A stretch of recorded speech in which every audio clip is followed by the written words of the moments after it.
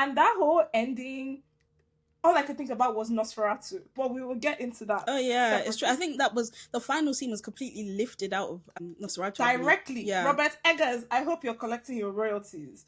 Yeah. Another thing I was thinking about is what an insane missed opportunity that you did not handle any of the grave shenanigans, considering in Saltburn, famously, you had Barry Keoghan having sex with the soil on top of the grave.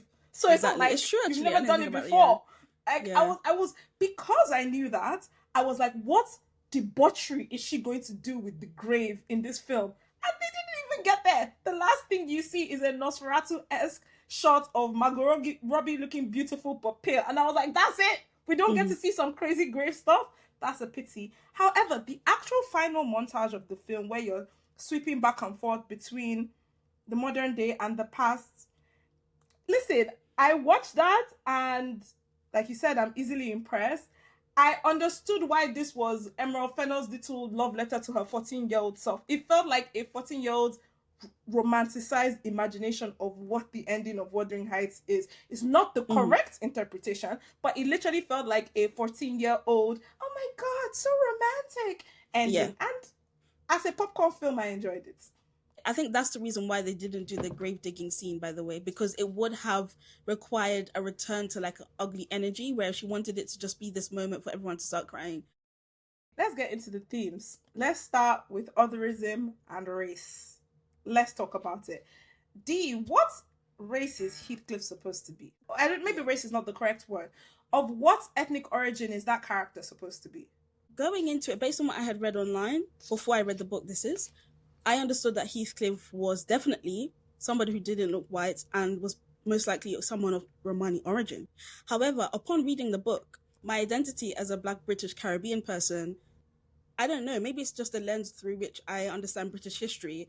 It gave me like a pretty solid conclusion that I believe Heathcliff is a mixed race Black man.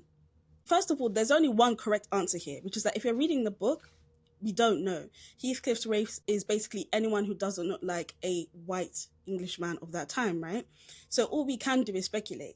But I found no less than 10 clues that could point to the fact that he is somebody who's mixed race and was in some way involved in the slave trade, right? So no less than 10 is crazy. No, seriously, no less than 10.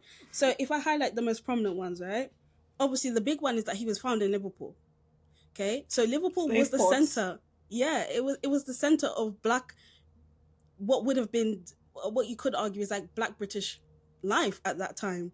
There were Black people there who were unfortunately being traded through the ports, but also there were Black freemen there. Also, we have all sorts of descriptions about his skin color being darker, okay? Now, this is the reason why I'm saying that I believe that he would have been mixed race, because I think if Heathcliff looked like you and I, for example, there would have been references to his hair, and there would have been references to very dark skin, but we don't get that. There was also a very interesting comment about how he could have been, again, this is one of the many guesses about where this guy could come from. One of the guesses is that he was a Spanish or an American castaway. And you can interpret that to be someone who was trafficked, like a Black person of African descent that was trafficked by the slave routes. Also, Ellen mentioned something about you were kidnapped by wicked sailors and brought to England. Again, who's been kidnapped and brought to England historically at that time, right? But I think some of the more convincing arguments are related to the conversations that were going on about slavery abolition at the time. So because of the Brontes. Yeah, exactly. And the Brontes were actually linked to many abolitionists at that time. So when I look at all of this together, another one as well is that he only has one name. So something that's quite common when it comes to slavery in the Caribbean, for example, is that there are a lot of slaves who didn't have two names. They didn't have a first name and a last name. They just had one name. So I find it very interesting. Yeah. So I found it really interesting that Heathcliff just has one name. And then I think the final one is that he was very hardened to beatings. I found it interesting that he was being hit and he wasn't really responding to that. But again, that could also be the kind of demon way that the book was trying to portray the character.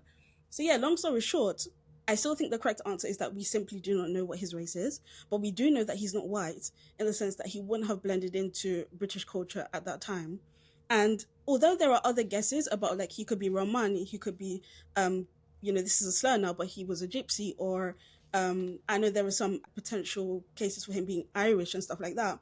But the only evidence I have seen from the book about him belonging to any of those ethnicities are the guesses that come from characters in the book, and all of those characters acknowledge that they don't really know where he comes from. So when I looked at all the context together, I'm like, actually, I think the strongest case is that he's probably someone who's of mixed African background.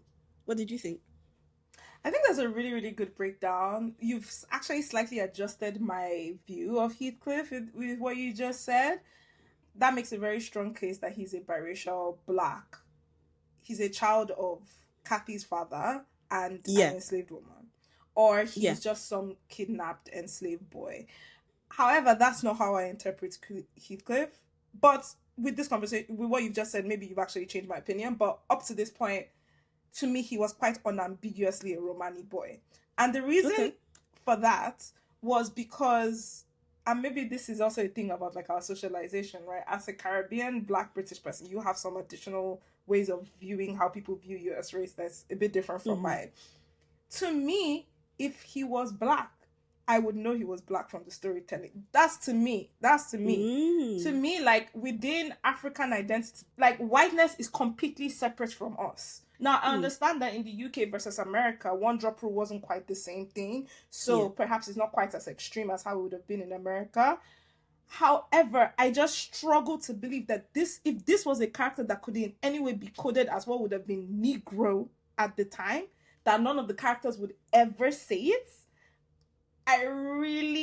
That's what really gives me pause with the whole idea. Let me give you a contemporary example, right? We all saw what happened with Meghan Markle, myself included, somebody who's Black. I have many mixed race people around me. I have mixed race people in my family.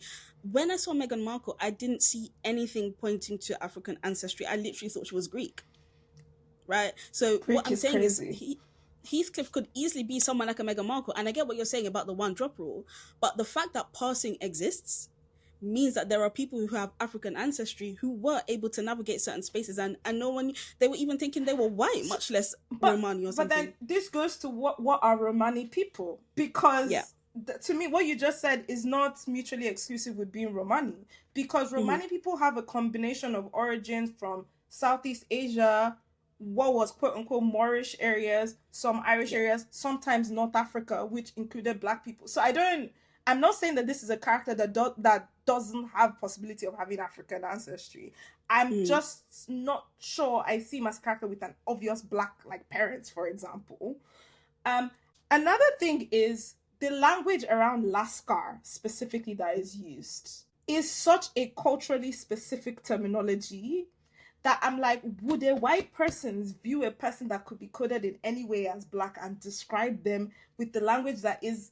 Lascar is not even just like a racial term. It's like a career term that is specifically for Indian people and South Asian people. Now, white people in that time that were talking were racist. So they can look at something that is just other and just be like, oh, you just look like this other that I know about. Maybe they just read about that word that day.